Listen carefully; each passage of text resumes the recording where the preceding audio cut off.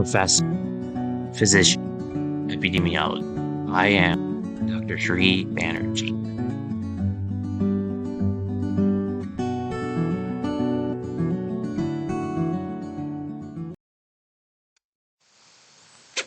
Hello everyone, I'm Dr. Sri Banerjee, core faculty for the College of Health Sciences and Public Policy at Walden University. And in this lecture, what I'm going to do is I'm going to go over a World Health Organization strategic paper, which outlines what this agency is planning to do in terms of genomic surveillance. There's so much genomic data that is available, and especially with infectious diseases and pathogens with the pandemic. It's especially important that there's an actual surveillance strategy put in place to try to prevent future pandemics from escalating and going out of control. So this is a 32-page document. It's not very long, so I encourage each of you to go over it. But this outlines it for the next 10 years, so 2022 all the way to 2032. So just looking at some of the contents here, of course, the Director General talks about certain things. And by the way, this resource was something that was introduced to me from the Global Health Conference that was held at the Centers for Disease Control about a week ago from this recording. Of course, in the introduction, there's a need for a global strategy, and then, of course, a demonstration of how the COVID-19 pandemic has accelerated the integration of genomics into public health. So genomic surveillance is just really important to understand when it comes to assessing pandemic threats and whatnot. So the 5 major objectives that are included within this plan is number 1, improving access to tools for better geographic representation. And that is music to my ears. The fact that geographic representation made number 1 in genomic surveillance, this means that from a geographer's perspective, geospatial expert, this is music to my ears. I think that tracking spread in real time in terms of how some of these diseases go across boundaries throughout the world is important to understand the mobility of some of these contagions and some of these infectious diseases. Objective number 2 is to strengthen the workforce to deliver at speed, scale, and quality. So it's not just speed, but you want to be able to, and we saw this in the vaccine protocols and everything. The need for a kind of scalability was something that was seen for the first time, especially because it affected so many people. Objective number 3 is actually addressing data, and so enhance data sharing and utility for streamlined local to global public health decision making and action. And this enhancement of data sharing can go a long way, trust me. When you have multiple agencies working on the same sort of molecular typing and genomic typing characteristics, it's really important. And I actually, when I did my presentation on human papillomavirus, I actually showed all of the different subtypes, genomic subvariants. So number 4 goes into maximizing connectivity for timely value add in the broader surveillance architecture. So again, there needs to be kind of not only sharing, but also connectivity between the agencies, and then ending with maintaining a readiness posture for emergencies for number five. So this is kind of how all of these work together to create the implementation um, of genomic surveillance.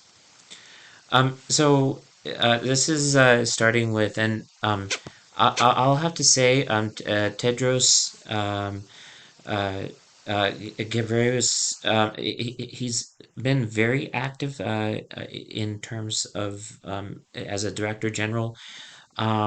He even planted a tree, and is really on the ground and focused on making a difference. I've lectured a lot about sustainable development goals, and he talks about the progress towards many of the sustainable development goals has stalled or regressed, and up to 100 million people have been pushed into extreme poverty. And the reason I highlight that is because that is one number that he uses out of his whole speech. And so he wants to draw in people into not only the sustainable development goals, but for people to understand the context of poverty.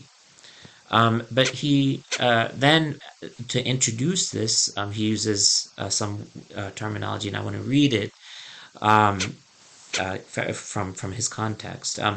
This new global strategy document, it is designed to support countries in their efforts to expand their capacities and bring harmonized approaches to robust local to global genomic surveillance. And I mean, this sums up everything that we need to be doing in order to conduct research as well.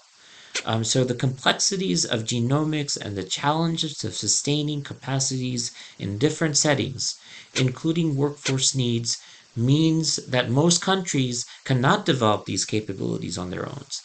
So what he's saying is that partnerships from the entire health ecosystem, along with those in other sectors, can contribute towards this common agenda to leverage what exists, address barriers and fill gaps, um, and so we will do best if we work together. So the global strategy helps keep our eyes on the horizon and provides a unifying framework for action. Who looks forward to working with countries and partners in this important and highly dynamic field? So he kind of with his words, he propels this mission forward and allows for people to understand why this is so important. So in May 2021, during the pandemic, Resolution 74.7 actually strengthened WHO preparedness for health emergencies. So wanted to start off by that, and then go into understanding how genomic surveillance has really transformed public health action. Um, and so um, there's important parts to this in genomic surveillance and its integration into national public health systems. But there's cost in terms of resource limited settings. And so investment into such things need to have careful consideration, including broader surveillance and landscape of human, animal, and environmental health to maintain the One Health approach. And I talk on this a lot as well. But the polio eradication strategy is a gold standard of surveillance. So that is a good one to look at. Influenza surveillance and response. That is another area, and I do vividly remember one of the speakers explaining how some of these models have been very much successful. And so it seeks, so the global strategy basically is seeking to build on the strengths and capacities that exist through other initiatives already, and better linking and embedding within the broader surveillance and public health architecture, and identifying opportunities to establish capacities, partnerships, and systems, including norms and standards where needed. So this is the public health lens and framework into the COVID-19 pandemic. And, and so the target audience here is national, subnational, regional, and global levels. And basically, the strategy is for pathogens that cause the pandemic potential. That surveillance is strengthened and scaled for quality, timely, and appropriate public health actions. So this just kind of, I went over the objectives already, and this actually expands on those objectives further. So you can kind of go over some of these on your own. But I think some of the ones that are advocating for, more value here and shaping a sustainable and quality market to maximize access, that's pretty important.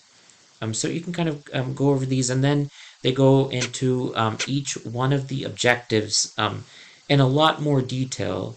And that's beyond the scope, of course, of this video, but I'm just talking about 5 strategic actions that can be taken to address objective number 1. And that's that geographic representation. So I'm not going to go over all 5 objectives, but I'm going to go over the strategic actions for one. And this is because the geospatial portion is important to understand that context. So advocating for and raising awareness for the value of genomic surveillance with policymakers to bring genomics into national disease control strategies. And then mapping and monitoring capabilities and capacity landscape to maximize efficiencies, availability, and geographic representativeness. And then contextualizing and decentralizing solutions is sometimes important, and defining the required tools that are important in specific places. That's important as well. Stimulating innovation and research to address local to global needs, and then shaping a sustainable and quality market to maximize access. So this is talking about implementation of sequencing technology specifically, and associated bioinformatics and analytics. So look, we have to expand our bioinformatics and analytics capabilities, and more people need to be trained in the area of bioinformatics and be introduced to some of the fundamental tools that are useful in this area. If they want to be involved in global genomic surveillance, which is so crucial, especially now. So this sums up, everything in this document. You can go through the rest of this and go through the rest of the objectives, and then look for references at the end. But this is a very unique and very new strategy to address pathogens and pandemics. And remember, this is all the way up to 2032. Thank you for listening.